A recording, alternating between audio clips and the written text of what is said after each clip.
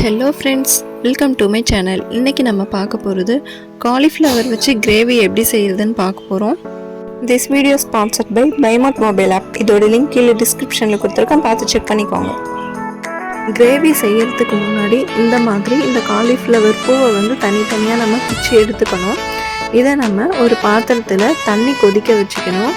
இதில் நம்ம 1/2 டீஸ்பூன் மஞ்சள்தூள், கொஞ்சமாக கல்லுப்பு ஆட் பண்ணி தண்ணி நல்லா கொதிச்சதுக்கு அப்புறமா இந்த காலிஃப்ளவரை நம்ம அதில் ஆட் பண்ணிக்கலாம்.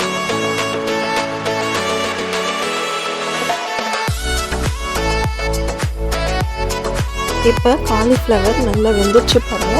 இது வேகிறதுக்கு ஒரு 15 to 20 மினிட்ஸ் தான் ஆகும். அதுக்குள்ளே இது வெந்துடும். இது நம்ம வெந்துருச்சுன்னா இந்த மாதிரி தனியாக நம்ம தண்ணியை வடிகட்டிட்டு எடுத்துக்கலாம். இப்போ ஒரு கடாயில் தேவையான அளவு எண்ணெய் ஊற்றிக்கலாம். இது கூடவே பட்டை, கிராம்பு, ஏலக்காய், ஒரு 2 பே லீஃப் இது மட்டும் நம்ம எண்ணெயில் பொரிய விட்டுடலாம். அதுக்கப்புறமா இது கூடவே இஞ்சி பூண்டு விழுது ஒரு 1 டீஸ்பூன் தான் சேர்த்துருக்கோம்.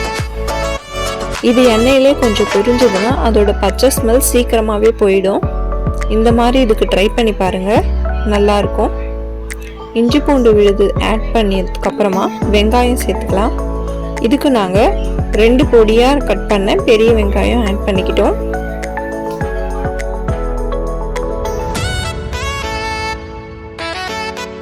வெங்காயம் வதங்கிறதுக்காக கொஞ்சமாக கல்லுப்பு சேர்த்துக்கலாம். கம்மியாக சேர்த்துக்கோங்க, ஏன்னா நம்ம ஏற்கனவே காலிஃப்ளவரில் வேறு கொஞ்சமாக கல்லுப்பு சேர்த்துருக்கோம். அதனால் பத்தலைன்னா நம்ம பார்த்துட்டு சேர்த்துக்கலாம். இப்போது வெங்காயம் நல்லா வதங்கிடுச்சு பாருங்கள். அடுத்து நம்ம கட் பண்ணி வச்சுருக்க தக்காளியை நம்ம சேர்த்துக்கலாம். இதுக்கு நாங்கள் 4 பழுத்த தக்காளியை கட் பண்ணி வச்சுருக்கோம், மீடியம் சைஸு. தக்காளி கொஞ்சம் வதங்கினதுக்கு அப்புறமா நம்ம மசாலா பொருட்களை ஆட் பண்ணிக்கலாம். 1 டீஸ்பூன் மிளகாய்த்தூள், 1/2 டீஸ்பூன் மஞ்சள் தூள், 1/2 டீஸ்பூன் கரம் மசாலா, 2 டீஸ்பூன் மல்லித்தூள். இதை நம்ம மிக்ஸ் பண்ணிக்கலாம்.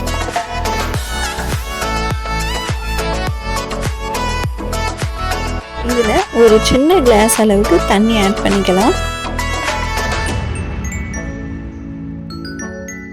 இப்போ பாருங்கள், கிரேவியில் நல்லா எண்ணெய் பிரிஞ்சு வந்துருச்சு. இப்போ இதில் வேக வச்சிருந்த காலிஃப்ளவரை நம்ம இதில் ஆட் பண்ணிக்கலாம். இதை நம்ம நல்லா பெரட்டி விட்டுக்கலாம்.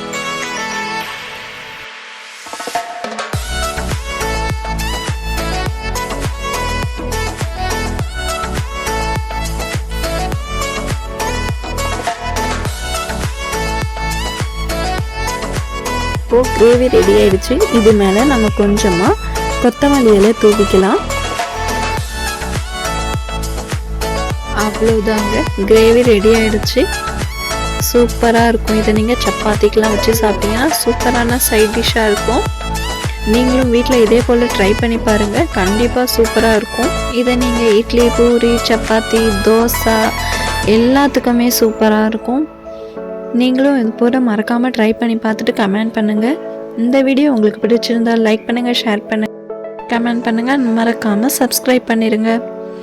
தேங்க்ஸ் ஃபார் த வாட்சிங்.